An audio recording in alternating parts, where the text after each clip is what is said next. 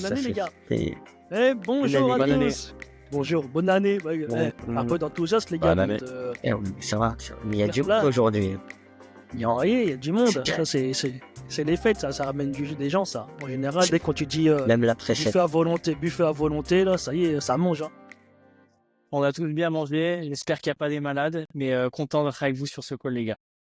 Bon, également, merci à Également. tous. Merci Théo, à Mohamed. J'ai pas tout le nom de famille, il m'échappe encore. Lamrid, Mohamed Lamrid. Mohamed Lamrid, Mohamed Benfio et Clément Hooker étaient déjà venus il y a quelques semaines et ça s'est plutôt bien passé. Et du coup, on reproduit ça avec Sébastien. Merci pour cette initiative en tout cas et merci pour votre disponibilité. Et sans plus attendre, on va poursuivre avec les deux gros sujets qu'on va aborder pour cette émission qui sont consacrés à l'année 2025. Je te laisse, Sébastien, nous présenter ces sujets, puis l'idée c'est d'en discuter. Et ben pour démarrer, on peut dire que c'est le premier épisode de la saison 2 de Déclic IT. Ça fait maintenant, ça y est, on a passé la date d'anniversaire. Donc pour ce premier épisode de saison 2, premier sujet donc très porté sur le janvier, hein, donc l'avenir du métier du consultant Salesforce en 2025. Petit topo sur le statut du marché, que ce soit côté partenaire ou cabinet de recrutement. On va s'essayer, si vous êtes d'humeur, à faire quelques prédictions et synthétiser tout ça. On va mettre ça en corrélation avec l'IA et Agentforce. Qu'est-ce que ça va impliquer pour nos métiers? Et le deuxième gros axe, un axe un peu plus décontracté et je pense qui va servir plus les consultants vraiment en direct. Comment naviguer dans la carrière Salesforce aujourd'hui. Donc, ces défis, l'importance de la transparence, que ce soit dans les process de recrutement ou bien envers ses clients. Un débat enflammé, si on a le temps, sur les certifications avant ou après projet. Et donc, voilà, quoi mettre en avant en termes de spécialité et de profil, si vous voulez bien vous caser sur ce marché en pleine révolution. Est-ce que ça vous va? Parfait. Nickel. C'est tout bon. Ok. Eh bien, Bon, quel est notre avenir vas-y. pour cette année? Ouf. Ouf. On peut commencer. Concrètement, Clément? Ouais, justement. non, concrètement, il y a des gros shifts de marché qui sont en train de se mettre en place. C'est pas forcément, c'est forcément dans la même tendance qu'il y avait en 2024. Aujourd'hui, je dirais que l'essence d'un consultant, elle n'est pas forcément exclusivement sur sa compétence technique, parce que à terme de ce qu'on est en train de voir avec Marc Benioff qui dit que il aimerait ne plus recruter d'ingénieurs, etc. Je me dis que la vraie valeur et la force d'un consultant, elle n'est pas dans sa maîtrise technique de la solution, mais c'est plutôt dans sa faculté à comprendre les problématiques qu'il a en face de lui et de pouvoir les résoudre avec un regard en fait d'humain. Concrètement, on peut dire ce qu'on veut, mais l'IA aujourd'hui, il faut voir ça comme un outil qui va aider les meilleurs consultants dans leur travail. Elle va remplacer, je pense, certaines catégories qui sont peut-être pas forcément nécessaires ou il n'y a pas forcément besoin d'humain derrière comme un développeur pur et dur. Donc ça peut être assez inquiétant, mais je pense que ça va aussi créer, c'est une destruction créative, ça va créer un emploi. Non, qui c'est qui va mentorer l'IA, qui c'est qui va apprendre à l'IA à faire. Donc faut voir les choses des deux côtés. Mais pour revenir à ce que disait Marc Benioff, je dirais que on aurait peut-être moins besoin de développeurs, on aurait plus besoin de personnes qui vont encadrer l'IA qui va développer. Et dans le business, les consultants vont devoir redoubler d'efforts pour vraiment comprendre les enjeux et avoir une vraie approche humaine en fait sur les problèmes. Ce qu'on attend en face de nous, c'est quelqu'un qui va nous aider à répondre à ces questions auxquelles on n'a pas forcément de réponse.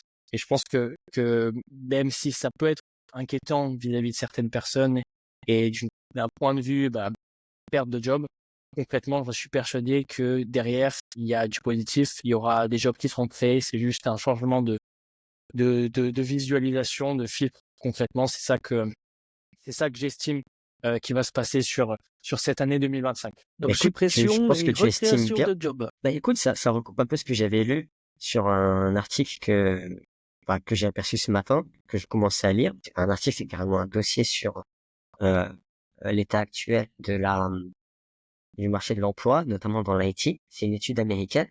Faut voir si à quel point elle peut être retransposée au contexte français, mais qui indique qu'il y aura des 80 millions de métiers qui seront supprimés, 120 millions qui seront créés. Simplement, mais enfin, ça reste tout de même assez vague dans la mesure où ça reste des prévisions.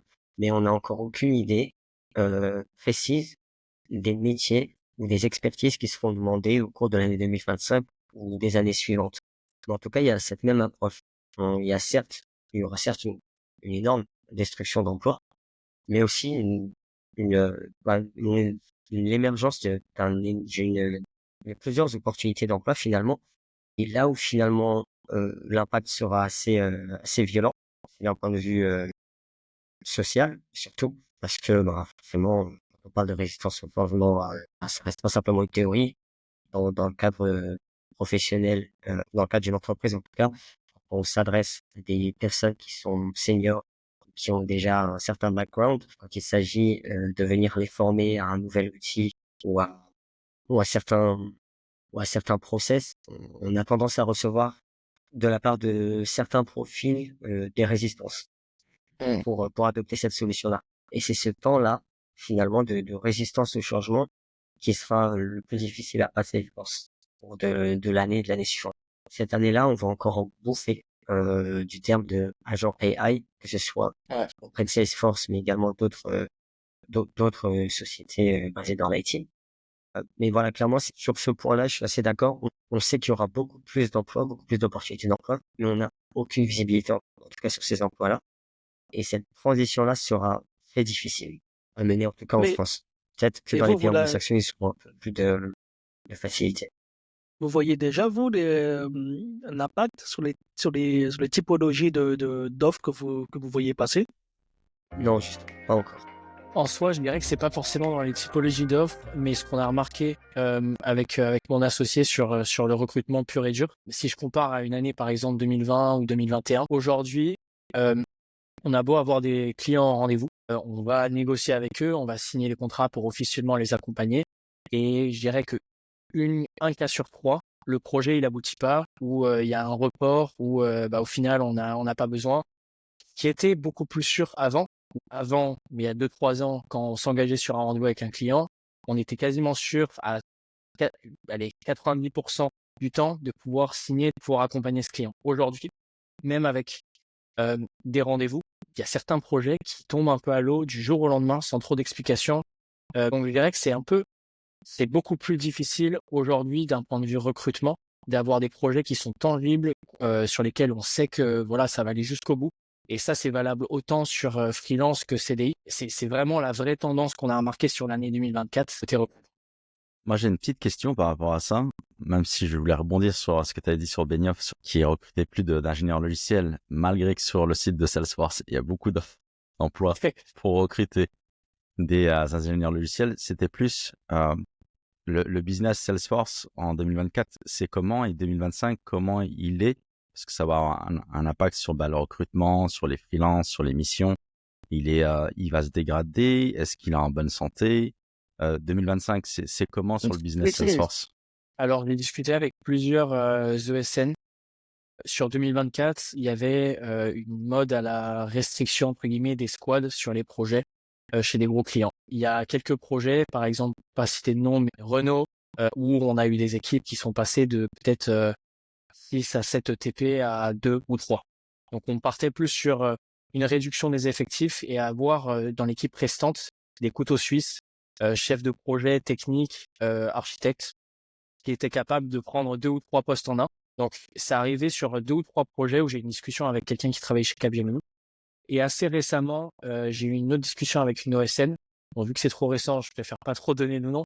Mais en gros, en termes de tendance, on était plutôt une tendance au niveau de la partie data en tant que telle. Donc avec Data Cloud et Agentforce sur la partie IA. Et peut-être un peu moins sur du Core Cloud classique. Mine de rien, je pense que Salesforce a de beaux jours devant lui. Concrètement, je suis pas aussi impressionné que ce que j'aurais pu le croire. Data Cloud n'a pas eu un effet encore escompté par rapport au relan de mode et à l'adoption de Salesforce, etc.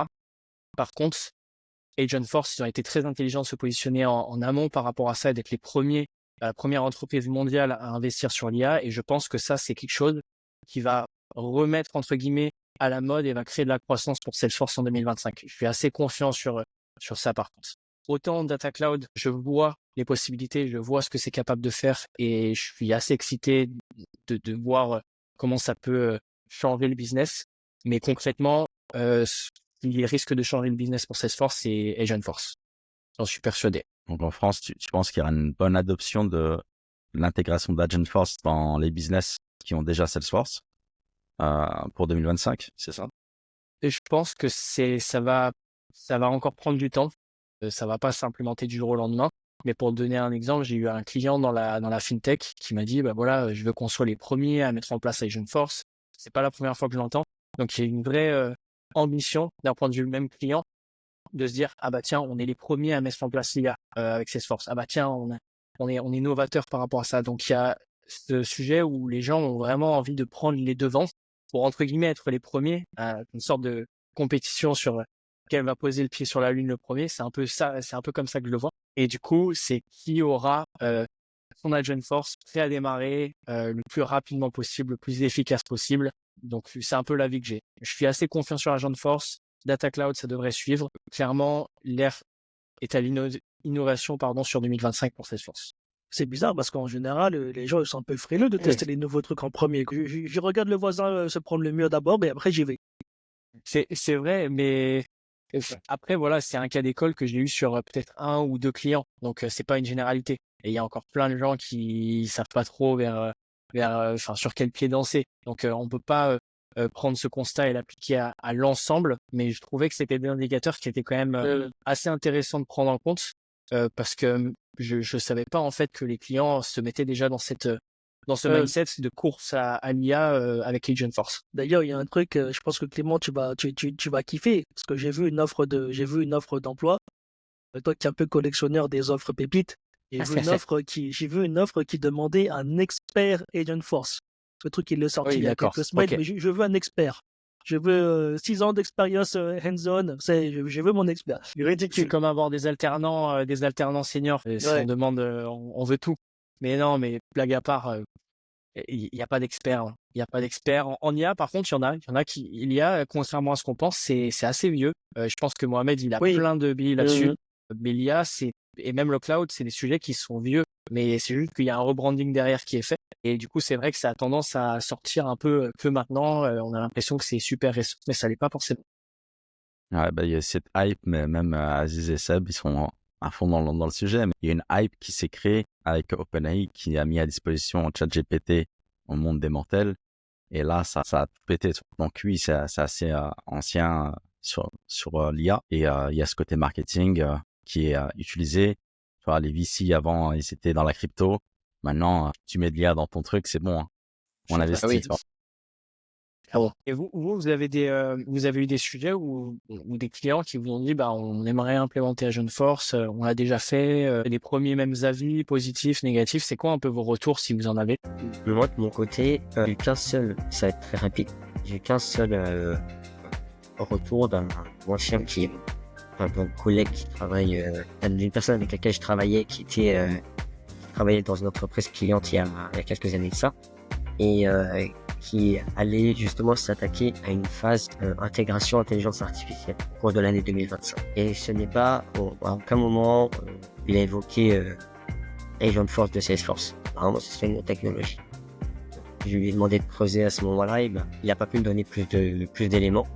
Peut-être qu'il n'avait pas les éléments à sa disposition. Ça m'a surpris de savoir que voilà, c'est une société qui est quand même qui travaille sur Salesforce et qui a un environnement Salesforce implémenté depuis une quinzaine d'années déjà. Et le fait de s'orienter vers une solution IA qui ne soit pas nécessairement Agentforce, ça m'interroge. Et c'est intéressant dans le même temps. Et voilà, c'est le seul retour que j'ai eu. Et vous, Théo, Mohamed, vous en avez eu des retours de projets? Mohamed, plus, s'il est sur une plus grosse structure. Mais, alors, lequel de Mohamed, je pensais à Bentrio, mais moi, typiquement, non, j'ai pas eu ce retour-là. Donc, j'attends sa réponse pour pouvoir rebondir dessus. Ouais, moi, c'est vrai que il y a deux choses. Je sais pas si je dois parler du client actuel pour lequel je travaille, mais sur d'autres structures, souvent, les grands comptes, quand ils vont cocher la case IA, c'est plus par, comment dire, par politique, on va dire, interne, de dire, bah voilà, notre service, il est pas à la ramasse, faut qu'on s'y mette. On va pas se mentir. C'est très rarement des gens qui se disent, on voit vraiment l'intérêt, la valeur métier directement et on y va. C'est d'abord, on veut briller, montrer qu'on avance, qu'on a la pointe de l'innovation, et ensuite on se rend compte, au fur et à mesure des cas d'usage, que on peut avoir des avantages ou non. Donc je trouve que le chemin se fait plutôt dans ce sens-là. T'as pas mal de personnes qui se posent encore la question de comment est-ce que la donnée elle est traitée, où est-ce que la donnée est stockée, etc. Donc les aspects sécurité, c'est quand même hyper important pour eux. Et t'en as quand même qui restreignent, tu vois, les accès à ChatGPT ou autre, et qui développent leur propre IA entre guillemets interne avec des moteurs sur lesquels ils ont eux la main, puis ils autorisent leurs salariés à partager, tu vois, des fichiers. Parce que mine de rien, t'as toujours l'exemple de la personne qui va aller pas uploader un fichier confidentiel, demander à, tu vois, optimiser les choses, etc. Pour la personne, elle le fait de façon instinctive, intuitive, elle se dit pas que potentiellement ces données, elles vont alimenter des modèles et se retrouver dans d'autres, exploitées par d'autres personnes. Donc, je trouve que voilà, l'objectif, c'est vraiment de dire, on développe l'IA en interne, on a des modèles sur lesquels on sensibilise les salariés, et après, on l'ouvre, tu vois, à un plus grand nombre. L'avantage qu'il y a avec les solutions Salesforce, c'est qu'il y a des équipes qui sont dédiées. Tu vois, un account exécutif ou un solution engineer, il va, entre guillemets, pas te forcer la main, mais il va t'aider à te projeter. Et donc, je trouve que la décision d'achat, elle est peut-être plus courte dès lors que tu as un SI qui vient, qui te montre les apports dans ton contexte projet. Le chef de projet ou même le sponsor du projet, il va se dire, regardez, c'est génial, on peut résumer des cases, on peut rédiger des emails contextualisés, on peut identifier les opportunités plus vite, etc. Et les gens, ils y vont. Donc c'est vraiment deux tendances, tu vois. T'as ceux qui sont un peu réfractaires sur les aspects sécurité, etc. et qui prennent le temps quand même de creuser. Et t'as ceux qui y vont et qui ont pas le temps, tu vois. Enfin, c'est vraiment la vision que j'ai, tu vois, des clients que j'ai pu voir sur le fait. C'était des gros clients, des grosses structures ou des petites qui ont commencé à Ouais, implémenter ça en interne? Généralement, c'est des clients, sans parler de taille, c'est des clients qui ont des budgets. Donc, tu vois, dans des secteurs type assurance, finance, etc. Ils ont le budget pour se permettre, tu vois, de mettre leur vie là-dessus. Mais c'est vrai que l'aspect, tu vois, change et éducation, je trouve, il est pas suffisamment développé parce que là, tout ce qu'on se voit, c'est du marketing en mode c'est génial, mais on prend pas le temps, tu vois, d'analyser les choses.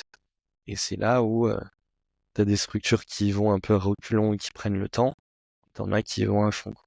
Et j'avais vu ça aussi par rapport à la mise en avant de Agentforce, Salesforce voulait recruter, je crois, un truc comme 2000 ou 3000 commerciaux dans les prochains mois pour justement pousser les gens à...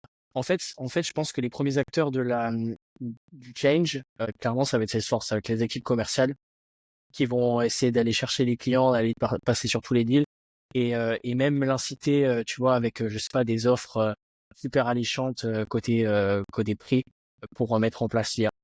Parce que je sais pas si vous avez eu l'occasion aussi de voir le modèle de financement derrière l'IA. Vous avez un avis sur la question? Qu'est-ce que vous en pensez? Est-ce que c'est trop cher? Est-ce que c'est pas assez cher? C'est quoi votre avis sur la question? Alors, déjà, si on peut rappeler ce modèle de financement, ce sera intéressant pour, parce que moi, de mon côté, je ne maîtrise pas totalement, et je pense que ce sera aussi intéressant pour ceux qui nous écoutent. Alors, si je dis pas de bêtises, allez, Mohamed, vous m'arrêtez si je me trompe, mais il me semble que c'est un système de rémunération à la requête. En fonction des questions que tu vas poser sur la partie IA, dès que tu poses une question, ça va te coûter quelque chose, et il me semble que c'est un truc comme 1 ou 2 dollars la requête. 2 dollars. La conversation. C'est 2 dollars par conversation. Ouais, c'est je crois ça, dans mes c'est souvenirs. ouais, c'est c'est ça. Voilà. Par conversation, par requête envoyée. Conversation. Non, mais Donc, est-ce que, et j'ai une autre question par rapport à ça, est-ce que il prend en compte tout le sujet jusqu'à la fin de la conversation? Comment on arrive un peu à cet aspect de début, fin, qui met les bases par rapport à ça? Vous avez des questions là-dessus, enfin des sujets? Moi, me concernant sur le détail, je pense qu'on a tous la même information sur le 2 dollars par conversation. Après, est-ce que c'est trop cher? Moi, personnellement, je serais gérant d'entreprise. déjà, mon prérequis, ça serait de bien maîtriser mon process, tu vois, d'identifier où est-ce que l'IA va s'intégrer, parce que tu vas pas mettre de l'IA de partout.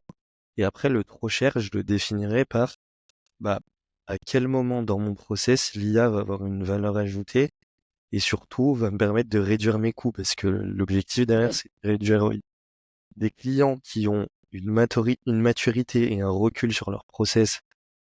Je vais pas critiquer les clients qu'on a sur le marché, mais je pense qu'il y en a pas beaucoup. Et après, sur la définition de ce que c'est trop cher, pas si cher, si vraiment ça te permet, tu vois, des gains de productivité et de réduire tes coûts, là, pour le coup, ça vaut le coup. Par contre, si c'est juste, voilà, on veut démontrer que technologiquement, on est en avance, etc., je suis pas sûr que, tu vois, quand tu vas faire ton fin d'année, tu vas identifier le coût des conversations ou même le coût de mise en œuvre, parce que ça, on l'oublie aussi, mais tu as du coût de mise en œuvre, tu as des coûts de change, tu as des coûts d'acculturation un peu de tes équipes. Ah, c'est qu'en fin d'année, je pense, où tu pourras avoir le recul de dire est-ce que ça valait la peine ou pas. Mais Donc, dans ce que tu dis, en fait, c'est se dire, bah, le profil client, c'est le gars qui est submergé de messages et il faut répondre en tac au tac pour une qualité de service. On a une question et une réponse aussitôt. Avec un agent, si on paye $2 la conversation, le gars, il a un accès en libre service à sa réponse en temps réel. Donc, on lui donne une réponse et on résout l'affaire très rapidement. VS, une personne réelle qui prend la requête 3 minutes, qui vérifie le dossier et qui va questionner, chercher le truc, comprendre ce qu'il dit et lui donner, ça prend plus de temps et ça peut aller en niveau 2, 3 pour des choses simples. Donc oui, c'est comme tu as dit, c'est un process et d'ailleurs, comme Data Cloud, ça peut vite partir l'argent si t'as pas les bons process. Et l'IA, c'est carrément pareil, quoi. Et d'ailleurs, il y a enfin, Salesforce a mis sur son site un ROI calculator où en gros, tu renseignes un peu, par exemple, le nombre d'employés, ce que ça coûte à peu près par employé, etc. Et en fait, du coup, ça te sort une matrice où tu vois à peu près le ROI que tu pourrais sortir avec l'IA et le temps gagné par équipe. Donc, si vous voulez, je vous le mets dans la conversation. Je crois que je peux le retrouver. Mais ça, c'est un autre outil pour pouvoir facilement, je pense, calculer ou avoir une vision un peu macro du chiffrage, quoi. Super intéressant. Et je pense, enfin, le ROI va clairement dépendre aussi des fonctions vers lesquelles on va mettre en place les agents. Concrètement, je pense que c'est difficile de mettre le retour sur investissement, enfin, de comparer les retours sur investissement entre une fonction A et une fonction B. Concrètement, entre une équipe de scientifiques et une équipe de SAV support, il y a, je dirais, deux sons de cloche différents. Donc, ça doit être quand même assez difficile à estimer. Mais je savais pas qu'il y avait un indicateur comme ça. Donc, je suis bien curieux d'avoir le lien. On pourra le mettre, je pense, dans les commentaires en podcast. Je pense qu'il y en a plus d'un qui serait curieux de savoir à peu près Mais à combien de pourcents. est-ce que vous avez pensé à ça justement? Bah moi je suis concurrent. Bah imaginons demain Bah on oui. a L'Oréal qui on le sait dans le marché qui se la pète. Moi je suis le premier à avoir implémenté Agent Force. Très bien. Je suis concurrent de L'Oréal. Et bah je vais envoyer des bots pour spammer le service après-vente pour flinguer le budget. C'était ma première réaction. Bah oui. Bah oui. C'est le monde J'y de avais brut, pas hein. pensé, mais Aussitôt, c'est j'ai vrai. pensé à ça. Euh, Mais c'est des questions où ils vont penser à, tu vois, je pense à sécuriser. On dit ça, c'est tellement logique pour nous. Toi, tu tiltes, tu dis, bah, ouais. je vais Mais comment détruire la tu fais pour concurrence, sécuriser? je vais Parce que fumer son ouais. budget. Parce que oui, si ou tu ça fais peut être, tu vois, parcimonie, tu vois, évidemment, si là, t'as une grosse attaque, c'est grillé. Et d'après, tu t'auras Bah, avec Salesforce. Mais je sais pas s'il identifie le client. C'est-à-dire que si toi, tu vas pas connaître les clients de ton concurrent, bah, ça va être dur de viser juste comment c'est comptabilisé. C'est à toi de mettre tous ces garde-fous. Et c'est la question bah, de la sécurité, plein de questionnements. Honnêtement, je ne sais pas, mais c'est un truc. Si tu veux cramer le budget du concurrent, tu y vas en mais, ferme à clic, en mais je bot, pensais, tu vois, dans ce que tu dis, en termes de garde-fou, pourquoi tout à l'heure je parlais de process, de dire, bah, tu vois, si tu arrives à identifier ton client en mode connecté et que, tu vois, c'est ton client qui a vraiment un compte sur ton instance, etc., là, ça fait peut-être sens. Si on parle d'ouvrir les vannes un peu à tout le monde, bah là, c'est un peu plus complexe. ouais, C'est mais pour c'est ça que je facile parlais de se vraiment faire de un faux process client, et un de faux voir client. où tu as la valeur ajoutée qui se met. Bah, c'est dans un process intégré avec tes clients actuels. En tout cas, moi, tu vois, si j'avais une boîte, je le privilégierais Ouais. sur la partie client et la partie prospect, etc. Je dis pas que je m'en ferais, mais je le ferais dans un deuxième temps, tu vois. Ouais. Ça, Après, c'est Il est à facile au de se tac au faire un tac, faux il a dit, je vais client. créer des faux Bah Mais collègues, oui, c'est clairement, bon. c'est facile. je pense que Salesforce a dû 1000 $. penser à cette éventualité, à des Non, éventualités malveillantes. excuse-moi, Aziz, on va couper court. Aziz, c'est que tu sais très bien, on est libre dans ce podcast, parce qu'on sait tous que Salesforce ne pense qu'à empocher. On le sait. Arrête de faire ça. Ça reste une entreprise. Enfin, c'est à la base même d'une entreprise, c'est de chercher le profit et de maximiser le profit. Non, moi, derrière, j'ai l'impression qu'il y a un gros manque de pragmatisme de la part euh, euh, des consultants qui commencent à essayer de s'approprier le sujet de l'IA, comme nous, mais également de la part des entreprises. En vous écoutant, j'ai l'impression que finalement, les entreprises, elles ont une sorte de pression de l'IA et qui veulent absolument se lancer dedans, quitte à ne pas être préparés à ça, quitte à ne pas préparer leurs données notamment. Et dans le même temps, les consultants, qui sont loin d'être experts dans le domaine, mais qui ont qui ont faim, quoi, et qui veulent apprendre et qui veulent en même temps s'affirmer dans ce sujet-là, n'auront pas forcément solution à tout auprès des entreprises. Donc à un moment donné, il viendra un moment où j'ai l'impression que on se retrouvera avec pas mal de projets d'implémentation Agent Force catastrophiques. Parce que mal organisé, parce que c'était un faux départ, ou parce que l'entreprise n'avait pas anticipé sur le budget, ça peut être tout un tas de raisons. Ouais, j'ai l'impression que cette course-là, elle va nous mener à pas mal d'effets. Bah, Mais comme Mais tout le on le monde a se tous sujet fait, facture, hein. aussi, on a tous fait le de la sujet TMA aussi, c'est ici. que... Ouais, Ah, vas-y, voilà. pardon. Ouais. Ouais. Il y a trop de monde. Mais je me dis, tu vois, si t'es Salesforce et que tu veux euh, lancer un produit et que tu veux que ça soit amazing, bah t'as vraiment pas intérêt de foirer les sujets. Donc je pense que vraiment les trois quarts des premiers projets Agentforce qui vont sortir, ça va venir de Salesforce direct. Il n'y aura pas forcément de partenaires externes ou quoi. Le but, c'est eux, ils veulent se sécuriser au maximum, dire ok les gars, voilà, ça marche. Ils vont pas prendre le risque de mettre des gens pour l'implémenter qui n'ont pas vraiment le recul là-dessus. Je pense qu'ils vont faire vraiment attention et avoir des gars à chaque fois des artis avec un gros background en IA pour être sûr qu'il n'y ait pas d'erreur côté mise en place. Parce que bah voilà, ça peut cramer le bébé dans la fin. Concrètement, c'est ça aussi. Bon, les gars, on a l'heure défile beaucoup, l'heure défile vite. Est-ce que on peut juste en une phrase faire, parce on est déjà parti sur l'IA, parce que voilà, c'est le sujet chaud du moment. Est-ce que en une phrase, chacun là, parce que dans vos boîtes respectives, on peut faire le fameux statut du marché actuel, donc pour les Salesforce Partners. Donc, est-ce que vous voyez que vous recrutez plus ou moins, ou alors faire quel type de poste? Et puis, pareil pour partenaires et puis pour recrutement, est-ce que vous voyez des choses qui ont bougé? Moi, je Thomas, veux bien pour y aller. 2024, tu parles? En fait, la grosse tendance qui se dégage, on sait tous qu'il va y a une transition à un moment donné. Est-ce que comparé à quand vous avez commencé, ou alors même il y a 3 mois de ça, est-ce qu'il y a un truc qui a bougé chez vous, question recrutement? Je veux bien y aller. Ce sera peut-être pas en une phrase, mais moi, je retiens 3 points. Par rapport à quand j'ai commencé, moi, j'ai commencé en 2017. Je trouve qu'il y a moins d'opportunités pour les juniors parce que le marché, il arrive à maturité sur certaines solutions. On parle de sales, service, etc. Même sur du marketing, que j'ai pas mal de gens, moi, qui m'ont contacté en mode, ouais, j'aimerais bien me lancer sur Marketing Cloud, j'ai l'impression qu'il y a pas mal de clients. Bah, j'ai ressenti, en tout cas, sur ces dernières années, un essoufflement un peu de ces solutions. Donc, plus compliqué pour les juniors. Côté partenaire, bah, ils ont une feuille de route qui est un peu dictée par le partenariat avec Salesforce. En gros, faut que tu coches les cases, que tu sois, entre Data Cloud. guillemets, bien vu de l'éditeur, donc Data Cloud, IA, CRM. Enfin, j'ai l'impression que les propositions de valeur, tu vois, elles sont plus ou moins les mêmes entre chaque partenaire.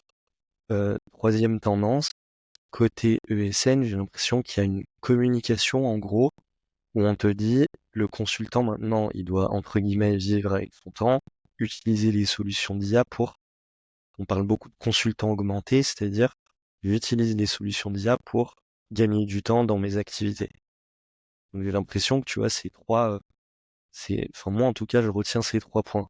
Plus compliqué pour les juniors, des partenaires qui se basent un peu sur la feuille de route de Salesforce et qui s'alignent, et des ESN qui essayent d'optimiser en se disant on prend des consultants seniors à confirmer, on les aide via des outils d'IA à faire plus, mais à faire mieux entre guillemets via des solutions tu vois, technologiques type IA ou autre. Comme ça en tout cas je le vois et le marché Ouais, je pense qu'il va attendre vers ça. Mohamed, il a fait toutes nos phrases, hein. Ouais, Euh, Il y a rien tout d'autre à pareil. ajouter, personne. Parce que lui, il est C'est encore pas qu'ils dedans. sont Lui, il est très encore calmes. dedans. Ah ben Aziz aussi, tu es encore dedans. Vous deux là, enfin, au final, on est 6. Et j'ai pas tilté qu'il n'y a que 2 personnes qui sont encore salariées dans des boîtes de conseil. Donc vous pouvez voir ça. Ben ouais, ben Ça, ouais. c'est Donc très calme. ouais, d'accord, c'est très calme. Donc tu es en train de dire aussi que ça s'aligne sur la feuille de route de Salesforce. Moi, ça me fait penser à une anecdote. Il y a quelques mois, quand ils ont lancé Data Cloud, tout d'un coup, tu avais les partenaires qui étaient en mode très très fiers. Oui, pour ce mois-ci, on a eu 10 certifications Data Cloud, c'est trop bien parce qu'on on le veut. Tu es en train de dire qu'il y a. En fait, c'est pour dragouiller Salesforce, ça, c'est pas forcément pour avoir des projets. C'est exactement ça, hein. De toute façon, après, c'est Ah, je plus ou moins savais pas. assumé en fonction des USN.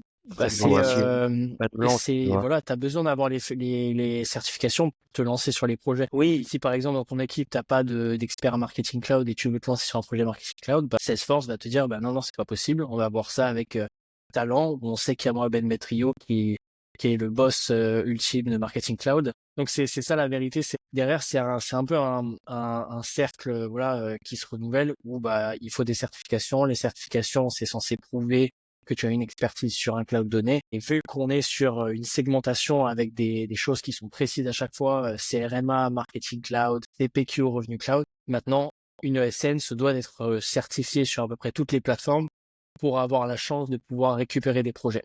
Et il y a aussi, en 2024, c'était l'année des rachats. L'année des rachats, ouais. on a vu des dizaines d'ESN de petite taille, 20, 30 personnes, peut-être un peu moins des fois, se faire racheter par des grands groupes. Levana by SQLE, Ecom Cloud by KPMG, Manao, ils se sont fait racheter par qui déjà Manao? Inetum, exactement. Et ainsi de suite, et ainsi de suite. Et je pense qu'il y a Salesforce aussi derrière, qui est un peu à la barre sur le sujet parce qu'il y avait trop d'intégrateurs, trop de disparités sur la façon de traiter les projets, avec peut-être des équipes qui les pilotaient plus ou moins bien. Et là, l'idée, c'était d'avoir une harmonisation, d'avoir plus de gros partenaires, moins faire du bricolage avec un partenaire ABC sur un projet. C'était vraiment la tendance 2024, les rachats dans tous les sens. ouais, mais les grosses boîtes, on n'est pas à l'abri du bricolage, hein, les gars. Oui, c'est vrai. Est-ce que c'est pas les pires, justement? Parce que justement, je suis gros, c'est bon, je suis installé. On n'aura pas de nom. T'inquiète, les petits, ils vont faire la théma derrière. Non, je suis pas aigri du monde du conseil, là. Et qu'est-ce que j'allais dire? C'est un balèze. Non, et Théo, toi, quand tu as une position voilà, d'externe, de freelance, etc., sur les projets sur lesquels tu vas travailler, est-ce que tu es toujours en partenariat avec des grosses ESN? C'est plutôt des petites? C'était quoi un peu, toi, ton ressenti par rapport à ça? En fait, ça dépend des clients. En effet, il y a des clients, il faut être porté par eux. Typiquement, j'avais eu Apicil comme client et donc bah, c'est une grosse boîte et donc tu es obligé de passer par un plus gros cabinet qui a déjà un pied dans la boîte. Mais sinon, la plupart des autres, après moi je travaille pas avec des grands groupes du CAC 40 forcément, je suis une petite structure, mais sur les autres j'ai pas besoin de passer par une USN et c'est même mieux sur certains aspects. Et même des fois j'ai eu des propositions de mission après des grosses ESN qui sont passées, qui ont fait de la merde, qui ont foiré le projet et essayer de reconstituer une équipe, ils se font rajouter, hein, mais ça existe aussi. On veut des Et, noms. et non, et je rejoignais aussi ce que disait Mohamed Bentriou tout à l'heure. Pour les juniors, j'ai l'impression que c'est un peu plus compliqué. En effet, parce que j'ai accompagné quelqu'un que je connais bien qui va dire qui voulait se reconvertir à la mauvaise période, on va dire peut-être, parce que c'était l'année dernière qu'il a commencé à faire cette démarche-là. Et donc j'ai essayé de l'accompagner sur voilà comment tu peux facilement monter en compétences et valoriser ton CV auprès de grandes boîtes. Et en fait, ouais, il y a pas mal de complexité à une première embauche, malgré qu'il a un profil très intéressant puisqu'il a été directeur pédagogique d'Epitech. Donc il a fait des choses assez intéressantes. Donc pour être en frontal avec des clients, c'est un profil vraiment compétent. Mais en gros, voilà, il a passé 2 certifs et ça passera pas plus loin que ça pour le moment, puisque bah il recrute pas. Voilà, ce qu'ils ont dit, c'est qu'ils cherchent des seniors, au moins 3 à 5 ans d'expérience. Je sais pas si tu confirmes ça, Clément, mais Ouais, clairement beaucoup plus difficile pour les juniors et c'est pour ça que souvent en début de carrière, on voit une espèce de course à la certification parce que c'est très difficile pour un junior d'être légitime dès le départ sur un projet. Donc, qu'est-ce qu'a un junior pour pouvoir montrer, et les gars, je suis pas junior, la seule voie, en fait, c'est les certifications. Donc, c'est pas rare qu'on voit des gars avec peut-être 1 ou 2 ans d'expérience, peut-être même moins que ça des fois, avec 5 ou 6 certifs. Derrière, pour moi, il y a vraiment beaucoup de travail et beaucoup d'intensité. Enfin, les certifs, ça prend du temps, c'est pas facile. Si tu les fais correctement, bien sûr, il y a des sets de questions, etc. Ça, c'est un autre sujet. Mais si tu fais bien les certifs et tu passes bien tes super badges, c'est censé te prendre beaucoup de temps. Tu as des trucs de 4, 50, 60 heures. C'est pas le développeur du dimanche qui fait ça juste pour s'amuser, qui veut passer une certification. Et c'est vrai que les juniors, très souvent, ils n'ont pas le choix aujourd'hui pour essayer de trouver la première opportunité d'être hyper certifié, être blindé en certif. Donc c'est un peu la dérive du sujet. Est-ce qu'aujourd'hui les certifs viennent vraiment témoigner d'une expertise précise sur un sujet, ou est-ce que c'est comme avoir un master en 2025, il faut absolument avoir un master parce que tout le monde l'a, et que si je l'ai pas, de suite je suis entre guillemets moins pertinent par rapport à une autre candidature. Donc c'est un peu la complexité qu'il y a, et pense côté malheureusement junior, c'était très chaud cette année. Bon, Je ouais, pense je que vais ça pas dépend dire des pareil, certifs.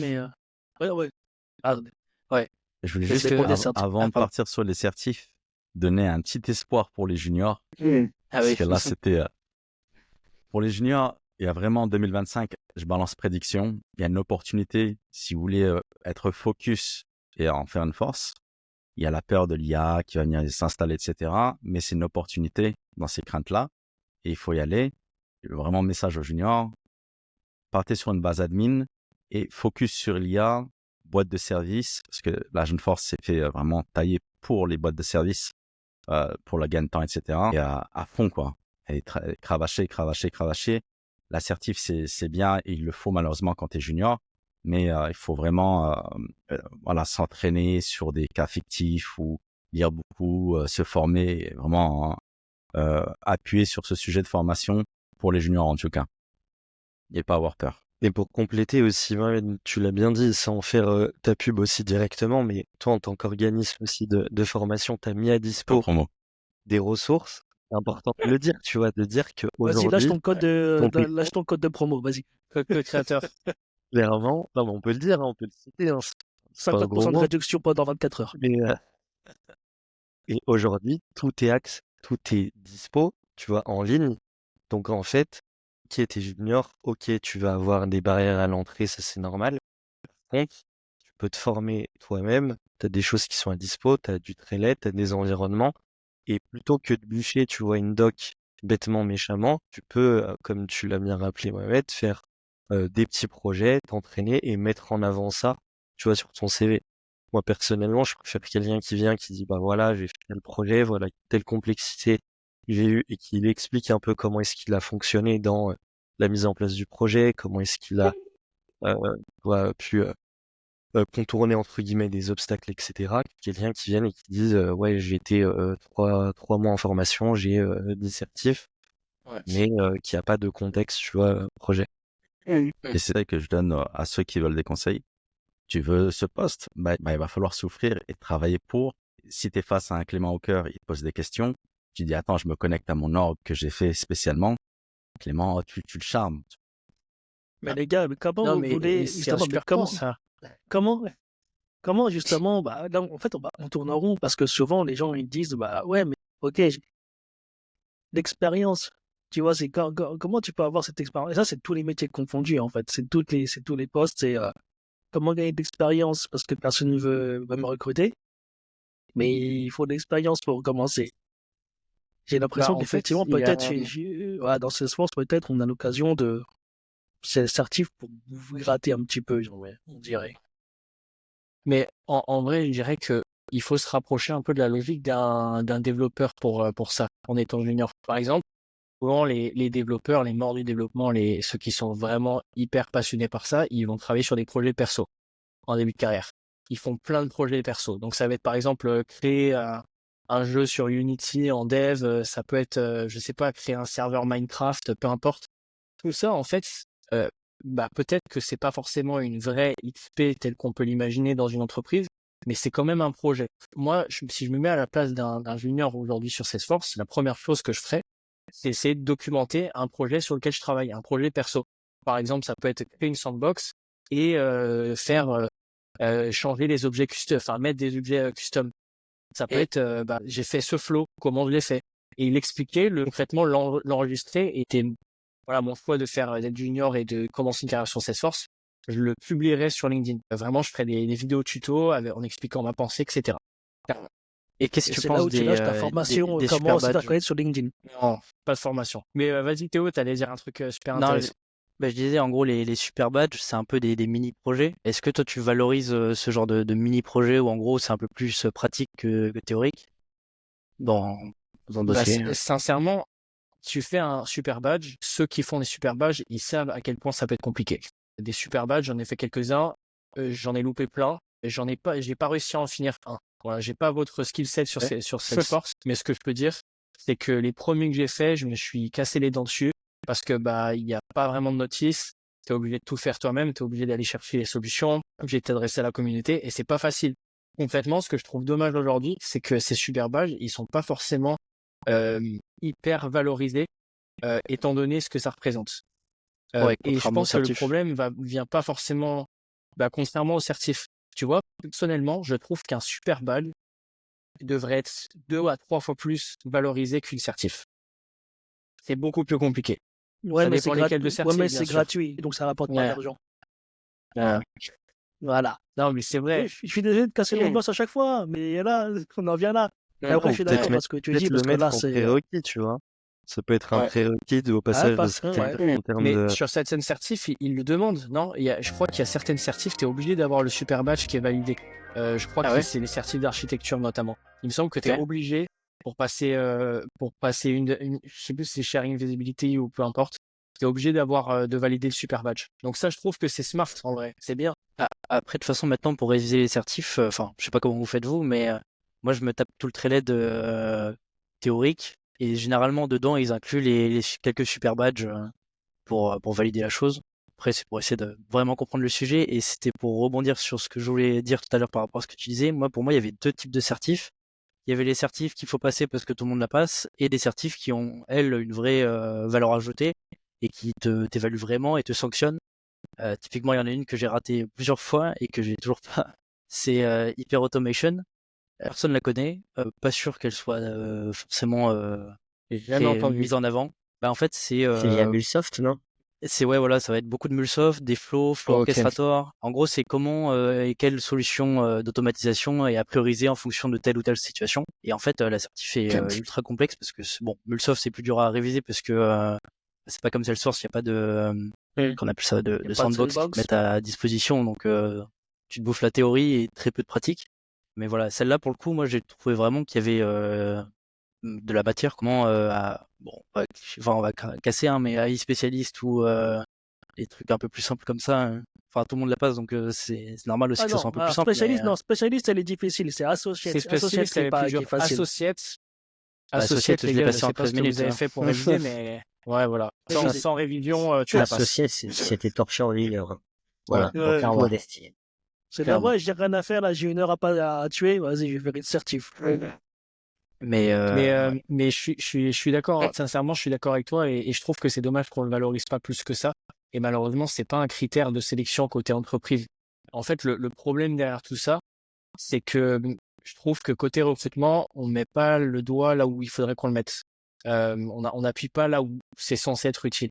Je rêverais côté recrutement de pouvoir recruter quelqu'un uniquement sur soft skills parce que je trouve qu'il a une super perso, parce qu'il met beaucoup d'intensité, parce qu'on sent que le gars est motivé. Je rêverais de pouvoir faire ça. Mais concrètement, en face, côté client, non. Il nous faut du junior, il nous faut du senior, il nous faut du couteau suisse, il nous faut la fameuse phrase le mouton à 5 pattes avec un petit rire après pour faire passer l'addition. Et ça, c'est dommage. C'est dommage parce que dans les faits, à chaque fois, on est obligé de se battre pour trouver des personnes qui ont une expertise hyper niche, mais c'est pas forcément la bonne personne pour le poste. Des fois, on a des gens qui ont beaucoup plus de social skills et qui, pour moi, c'est la clé numéro 1 à avoir quand tu fais du recrutement.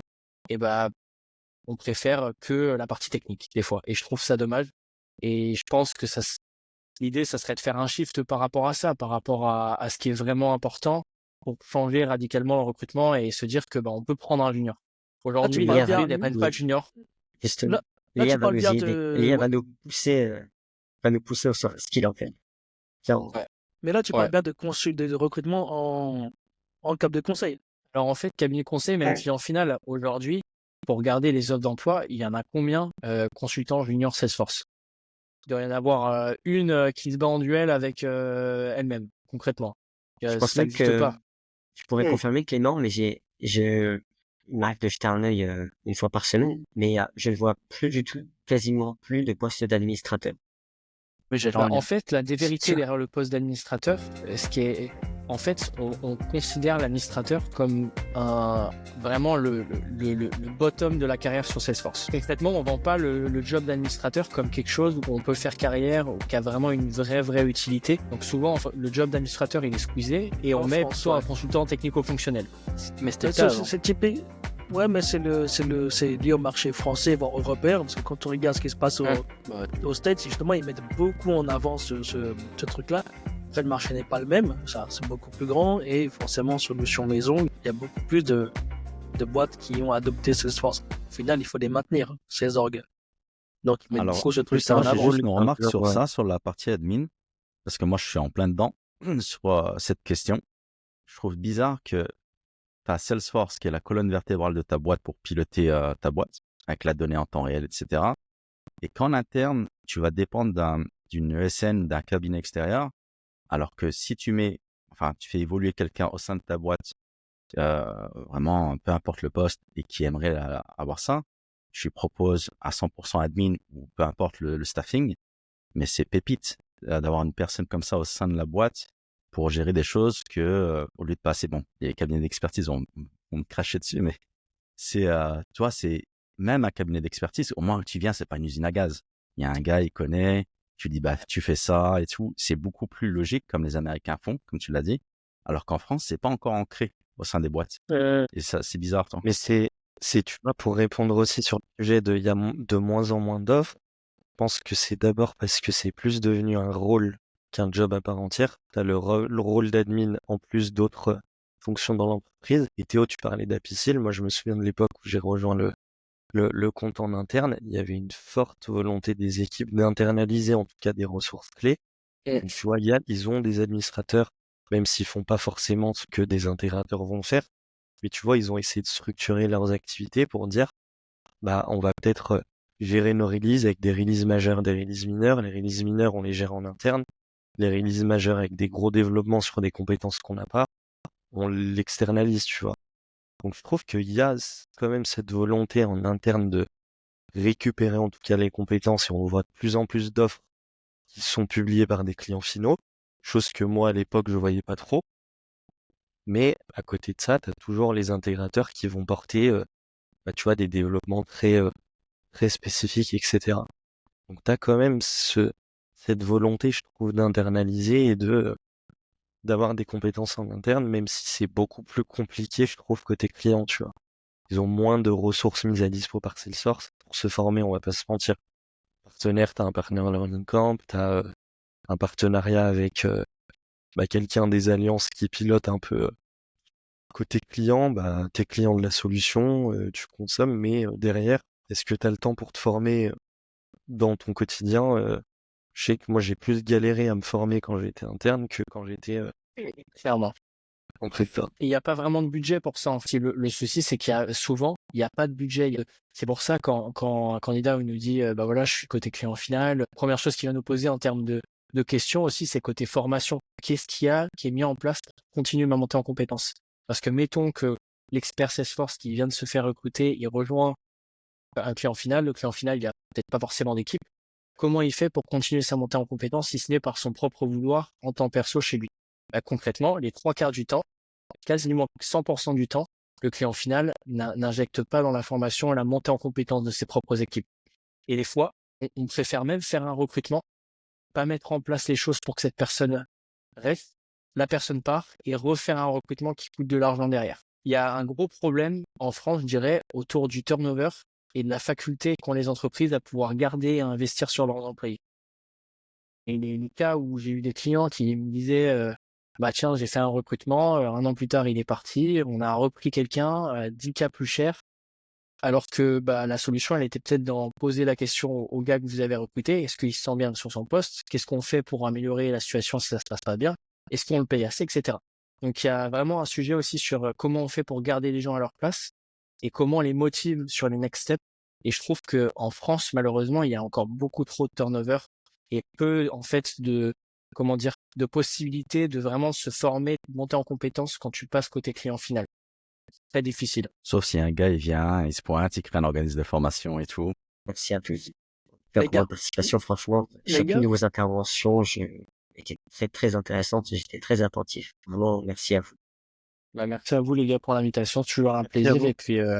et puis ouais, voilà. Au plaisir de remettre ça quand vous voulez. Ça bah, marche. merci à tous. Merci à tous. Merci, allez, à toutes.